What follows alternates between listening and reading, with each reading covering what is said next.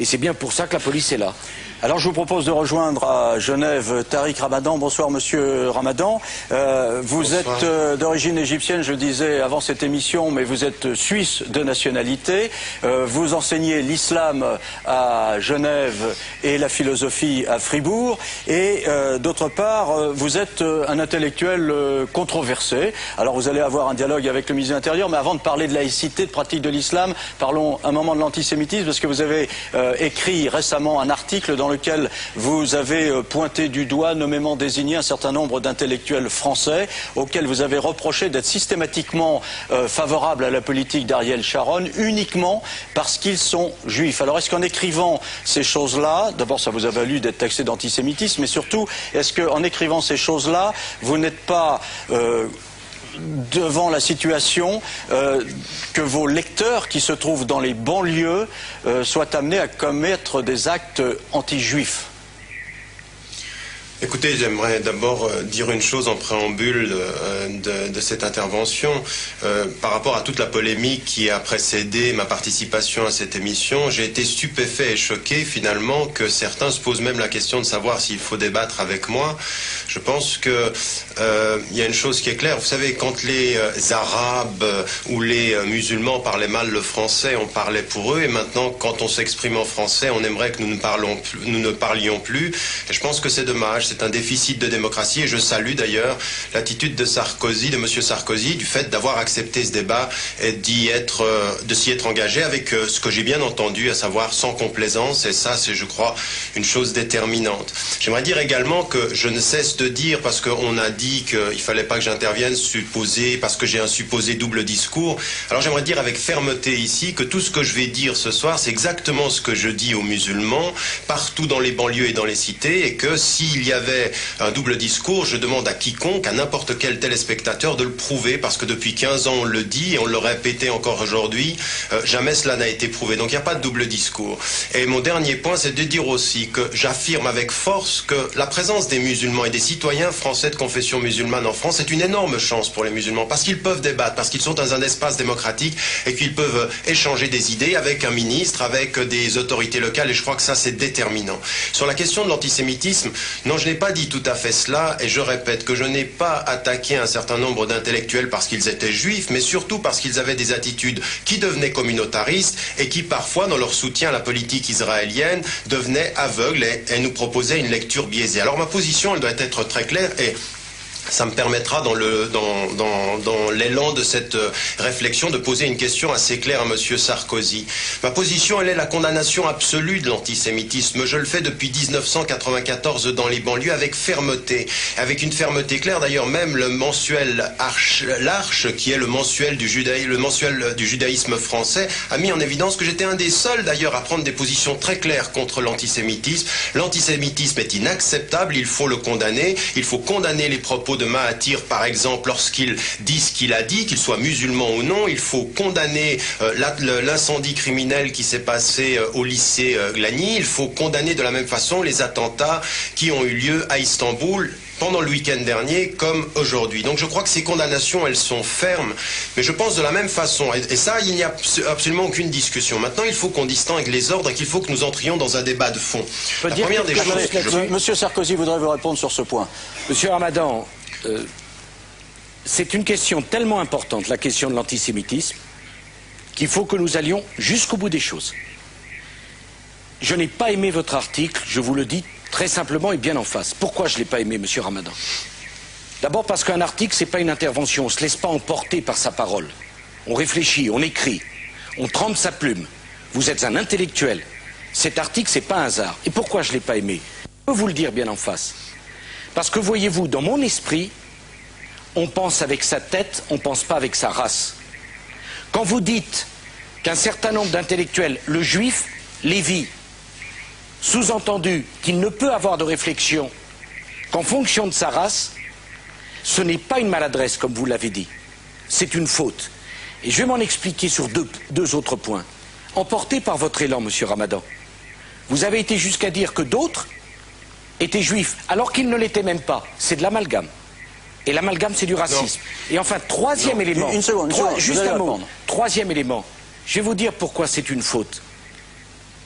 Parce que les Juifs, c'est pas comme les Auvergnats ou les Parisiens. Il y a eu la Shoah. Il y a eu 6 millions de Juifs qui ont été conduits dans les conditions que l'on sait. Il y en a un seul qui a dit que c'était un détail. C'est une honte. Et quand on parle du Juif Lévi ou du Juif Glucksmann, on fait l'impasse sur ce qu'a été la Shoah. Nous ne l'avons pas oublié. Monsieur Ramadan, c'était pas une maladresse, c'était une faute. Et quand on fait une faute, je vous le dis très simplement, on doit s'en excuser. Monsieur Ramadan. Non, très clairement, j'aimerais dire une chose. D'abord, la première des choses, c'est que je n'ai jamais dit et écrit que, par exemple, un certain nombre comme M. Taguieff, que je savais ne pas être juif, le titre de mon article, c'est « Critique des nouveaux intellectuels communautaires ». Dans le titre, je ne parle pas de juifs et je savais que j'englobais un certain nombre de postures aujourd'hui, d'un certain nombre de sociologues, d'intellectuels qui sont portés à un soutien d'un État et à un soutien d'une communauté. Donc, il n'y avait pas dans mon esprit, ce que j'ai reconnu, c'est un déficit de formulation. Et je sais, je veux dire, moi on m'appelle intellectuel musulman, ça a été fait ici, on appelle intellectuel juif, et je n'y voyais pas d'insulte. Ma position, elle est celle-ci, et j'aimerais être très clair. Je pense que ma volonté, c'est de distinguer 3 ordres. La première des choses, c'est que sur cette question-là, le débat ou la question israélo-palestinienne est tellement présente en France aujourd'hui qu'il faut absolument que nous dépassionnions le débat.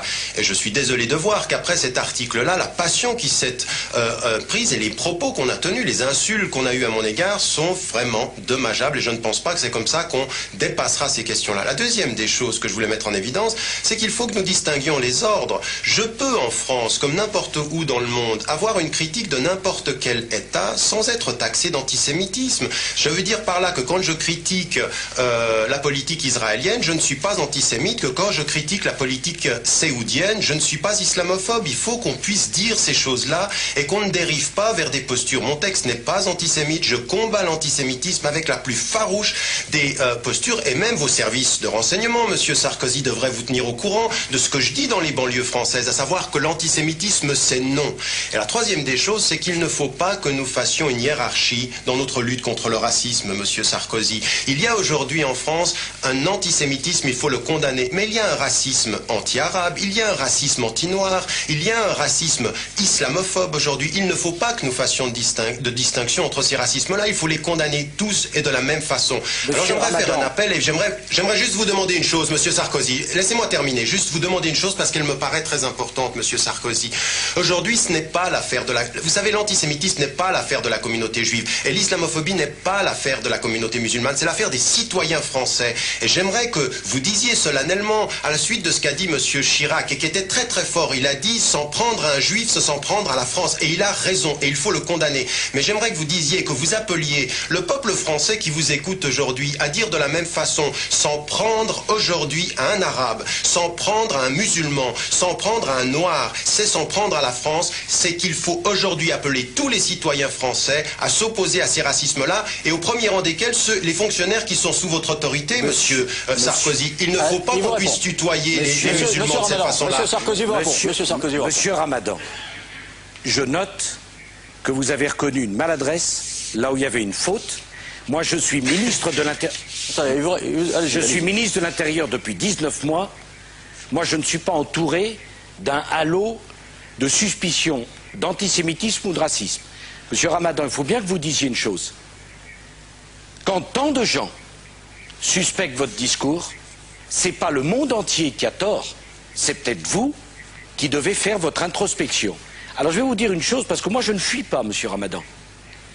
Il n'y a rien dans mon esprit qui ressemble plus à celui qui n'aime pas les Juifs que celui qui n'aime pas les Arabes. Ils ont le même visage, le visage consternant de la bêtise et de la haine. Et bien sûr que dans la République française, chaque fois que l'un des nôtres, même pas d'ailleurs français, sur notre territoire, est insulté pour la couleur de sa peau, c'est inadmissible. Mais jusqu'à preuve du contraire, Monsieur Ramadan, vous n'êtes pas victime, vous étiez accusé. Mais il y a une deuxième ambiguïté que je voudrais lever avec vous. Vous avez un frère, après alors tout, on arrive à l'islam cette fois. Vous ne l'avez pas choisi. J'imagine. Votre frère a justifié, expliqué, trouvé des bonnes raisons à la lapidation des femmes adultères. c'est un point capital. La lapidation d'une femme, c'est une monstruosité. Et justifier une monstruosité, ça ne peut être le fait que d'un déséquilibré. Est-ce que lapider une femme, c'est monstrueux ou pas? J'ai regardé, vous avez fait la préface d'un ouvrage qui s'appelle « Musulmane tout simplement », qui fait le commentaire d'une sourate du Coran expliquant qu'il faut frapper les femmes. Et l'auteur dit « Ah, mais quand on dit dans le Coran il faut frapper les femmes, c'est juste une tape légère, on poursuit, qui ne provoque pas de blessure physique. On est content du conseil et de la recommandation. » Monsieur Ramadan, est-ce que c'est votre conception des rapports entre les hommes et les femmes? Entre l'égalité entre les sexes? Eh bien, si c'est votre conception, c'est pas la mienne. Monsieur Ramadan. Ben, c'est pas la mienne non plus. J'aimerais que vous m'entendiez là-dessus, parce que systématiquement, quand on veut me reprendre sur le discours, on reprend le discours des autres que j'aurais préfacé ou que j'aurais soutenu. La première des choses, c'est que je ne suis pas mon frère, il a des positions. Et sur la question de la lapidation, de façon extrêmement précise, je me suis exprimé en disant que dans ma position, elle n'était pas applicable et que je demandais, parce que je sais que ma position est minoritaire aujourd'hui dans le monde musulman, un moratoire pour qu'il y ait un vrai débat intra-musulman entre les musulmans. Monsieur Ramadan, est-ce que vous vous rendez compte? Attendez. Un moratoire. Attendez, mais laissez-moi. C'est-à-dire qu'on doit pendant quelque temps renoncer à lapider les femmes? Non. Non. Attendez, qu'est-ce que ça veut dire un moratoire? Un moratoire, ça veut dire qu'on cesse absolument l'application de toutes ces peines-là pour qu'il y ait un vrai débat. Et ma position, c'est que si on n'arrive pas à un consensus entre les musulmans, il faudra le cesser. Mais vous ne pouvez pas, vous savez, quand vous êtes dans une communauté, je peux aujourd'hui à la télévision faire plaisir aux Français qui nous regardent en disant « moi, c'est ma position ». Ce n'est pas simplement ma position à moi qui compte, c'est de faire évoluer les mentalités musulmanes. Mais Monsieur Ramadan, alors laissez-moi terminer. Juste un point. Je vous entends, mais les musulmans sont des êtres humains qui vivent en 2003 en France, puisque nous parlons à la communauté française. Et vous venez de dire quelque chose de particulièrement incroyable, c'est que la lapidation des femmes, oui, c'est un peu choquant, il faut simplement faire un moratoire et puis on va réfléchir pour savoir si c'est pas bien. Mais c'est monstrueux de lapider une femme parce qu'elle est adultère, il faut le condamner. Monsieur Sarkozy, écoutez bien ce que je dis. Ce que je dis, c'est que ma position à moi, c'est qu'elle n'est pas applicable. C'est clair? Mais aujourd'hui, je parle à des musulmans du monde entier et je collabore, que ce soit aux États-Unis, dans le monde musulman. Vous devez avoir une posture pédagogique qui fasse discuter les gens. Vous ne pouvez pas décider tout seul d'être progressiste sans des communautés. C'est trop facile. Aujourd'hui, ma position, c'est de dire nous devons cesser. Monsieur Ramadan, mais attendez, laissez-moi terminer. Être progressiste que de ne pas vouloir qu'on lapide une femme, j'avoue que je suis progressiste. Mais ça met conservatisme assez haut. Non, mais je ne parle pas simplement, Monsieur Sarkozy, je ne parle pas simplement de cette question-là, je parle d'un certain nombre de questions qui aujourd'hui taraudent les communautés musulmanes du monde et sur lesquelles nous devons avoir un débat de fond. Donc encore une fois, je suis, moi, de ces positions extrêmement claires. Maintenant, quand je fais une préface d'un livre, vous devez lire l'ensemble de la préface, parce que ce que je mets en évidence, c'est que tout à coup, une femme prenne la parole et puis dégage une réflexion. Je ne suis pas d'accord avec tout ce qui est dit dans les livres que je préface, et si vous aviez lu l'ensemble de la préface, vous auriez vu que je suis dans des attitudes critiques par rapport aux gens que je préface. Mais je relève une chose, c'est qu'une femme, une Marocaine, prend des positions, prend la parole, et c'est une bonne chose. On n'est pas toujours d'accord, on fait évoluer les choses. Je suis plus ici, Monsieur Sarkozy, dans une posture de pédagogue qui discute avec sa communauté, mais je ne veux pas avoir simplement ce rôle d'être gentil devant la France, et puis finalement d'être déconnecté d'une communauté qui doit être en débat. J'aimerais juste vous dire une chose, un problème, c'est que nous sommes en 2003, et en 2003, nous sommes un certain nombre qui ne pouvons pas accepter que les femmes musulmanes, parce qu'elles seraient musulmanes, soient frappées. C'est quand même un discours moyenâgeux. C'est un discours qu'on ne peut pas accepter. On peut être pédagogique sur tel ou tel point, qui sont pour le coup de détail, pas sur des châtiments corporels physiques sur les femmes quand même. Vous avez parfaitement raison. Monsieur Sarkozy, vous avez parfaitement raison, mais tenez-vous à ce que je dis s'il s'agit d'avoir un débat avec moi. Ma position, elle est extrêmement claire. La violence conjugale et la non-violence à l'endroit d'une femme est inacceptable islamiquement. C'est ce que je dis, et je le dis avec force. Monsieur Ramadan, je vous propose de passer... J'avais une deuxième... Attendez, je vous propose de passer à un autre chapitre aussi, qui concerne aussi l'application de la laïcité. Oui. Je vais résumer, mais vous avez dit, dans le fond, la laïcité, c'est une étape dans la vie de la France, dans l'histoire de la France. L'islam est une nouvelle venue, et donc il y aura certainement à demander à la laïcité d'avoir quelques adaptations. Alors, de quoi s'agit-il dans votre esprit ? Non, alors écoutez, ça fait partie aussi de l'évolution de ma pensée. Je participe au débat en France depuis une dizaine d'années, et c'est vrai que dans un premier temps, j'entendais beaucoup ceux qui sont, ceux que Sarkozy a même appelé les intégristes de la laïcité, un certain nombre de laïcards, si je puis dire, qui nous donnaient une perception de la laïcité que je n'avais finalement pas suffisamment étudiée. Alors j'ai travaillé avec des spécialistes de la laïcité, que ce soit Monsieur Boussinès, Monsieur Poula, Monsieur Morino, la Ligue de l'enseignement, pour me rendre compte finalement que non, ce n'est pas vrai. Aujourd'hui, la loi de 1905 convient parfaitement aux musulmans, aux citoyens français, qu'il s'agit de l'appliquer de façon totale, stricte et égalitaire, et sans complaisance, mais de façon égalitaire. Donc ma position sur ce plan-là, elle n'est pas du tout d'une adaptation de la laïcité, parce que finalement, l'étudiant s'aperçoit que les latitudes qui sont offertes aux musulmans en France sont extrêmement importantes.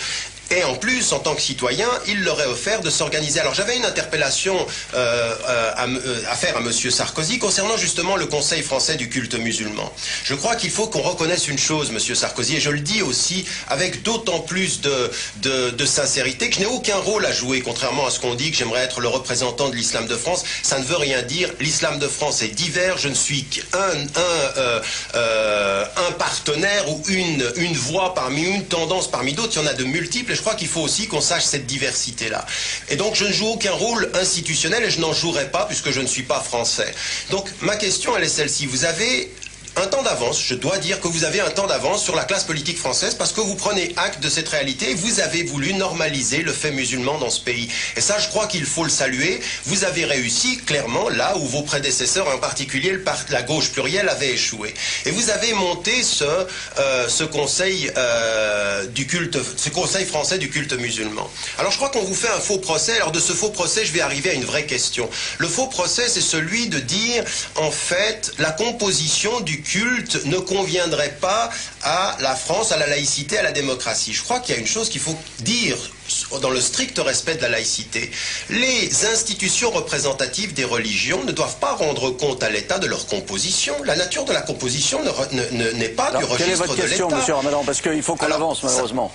Oui, mais simplement une chose, c'est-à-dire qu'on ne demande pas aux protestants, ni aux catholiques, ni aux juifs qui composent le consistoire. Ça peut être des libéraux, même des intégristes, tant qu'on respecte. C'est la nature des propositions et des décisions qui comptent.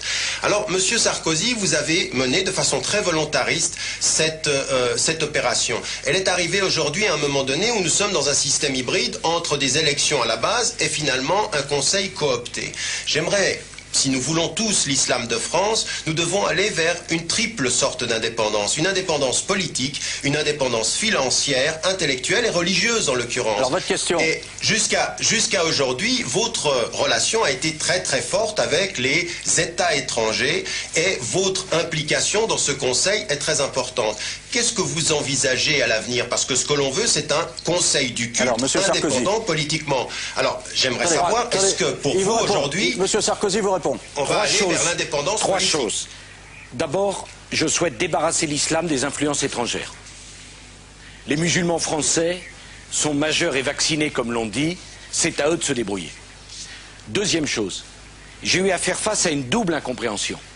Une partie de la communauté musulmane qui avait peur du regard de l'autre, et une partie de la communauté nationale qui avait peur des musulmans. Il a fallu surmonter cette peur, parce que c'est la peur qui crée les conditions du racisme.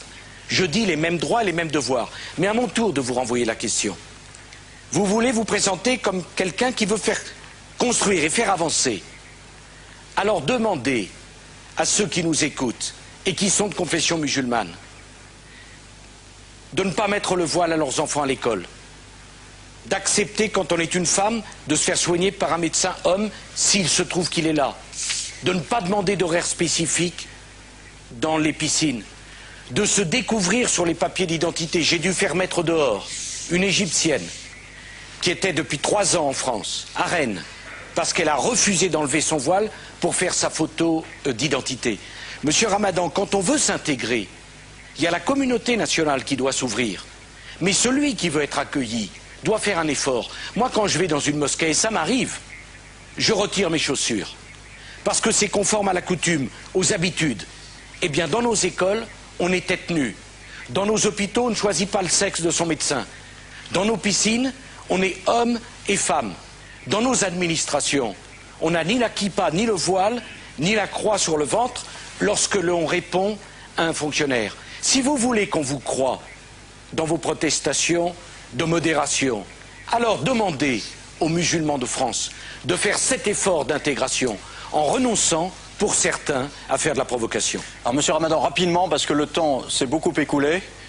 Est-ce que vous êtes prêt Alors, moi, ce que je demande aux Français, monsieur, et ce que je dis partout où sont les musulmans, c'est le respect strict de la loi. Et si aujourd'hui nous n'avions pas ce débat, si nous l'avons d'ailleurs ce débat, c'est parce que justement, sur les contours de la loi, il y a discussion. Si aujourd'hui il y a toute cette discussion autour de la loi de 1905, c'est que finalement, les contours de la loi doivent être déterminés et qu'il y a débat. Donc le respect strict de la loi de 1905, et j'aimerais vous dire une chose, c'est que je ne suis pas le seul à dire que dans le respect strict de la loi de 1905, il ne faut pas exclure les jeunes filles dans les écoles. La Ligue de l'enseignement le dit, la Ligue des droits de l'homme le dit, le MRAP le dit, même pratiquement l'épiscopat. Donc je crois que de ce point de vue-là, il faut le respect de la loi. Oui, mais mon souci, monsieur Sarkozy, mais j'ai pas terminé.